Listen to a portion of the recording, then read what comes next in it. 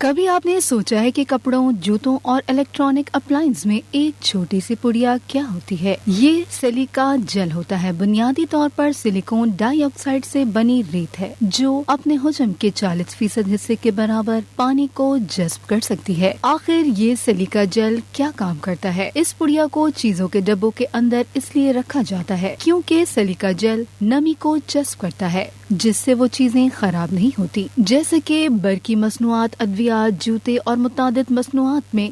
اسی لیے silica jail کی پڑیا موجود ہوتی ہے تاکہ وہ خشک رہ سکیں۔